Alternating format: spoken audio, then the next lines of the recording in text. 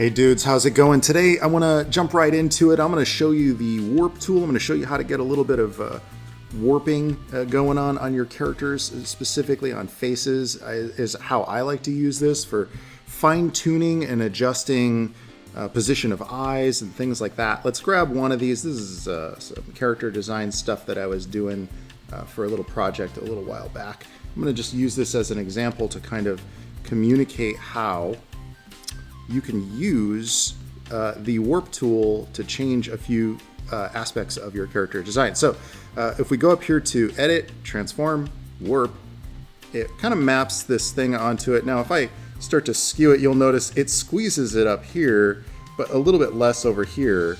And this is extreme. I'm doing it all in extremes to show you what it's doing. It'll also kind of create these pinch points that allow you to fine tune it. And I'm going to show you how that's actually applicable though.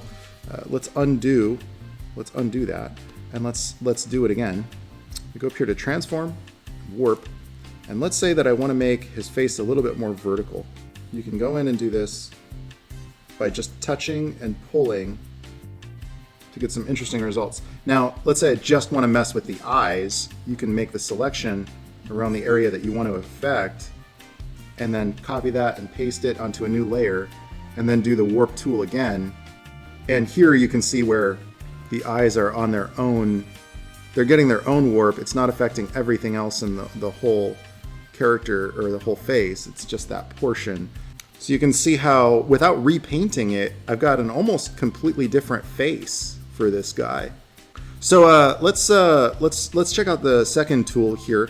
I go up here to filter, and there's a thing called Liquify. Now this will just take the whole layer, and what that does is it allows you to grab some things and just stretch them based on the brush size that you're using. This is huge for doing faces. I mean, huge. Let's give them a little bit more of like a wide chin. If you're a painter, you're going to immediately recognize how useful all of this is. I'm going to say I want the ears to be a little bit more pointy. One for creating variations on what you're doing. So if you got a character design and you're like, well, I need to make his, evil doppelganger twin brother, or oh, I need to make, a different variation on a face for a character. Like, this is going to be huge for you. If you want to make him a little bit more stern, grab that forehead, massage it down. I use this tool quite often when I'm using Photoshop. So look at how different our character looks from where we started, and that's in less than 60 seconds without having to repaint him.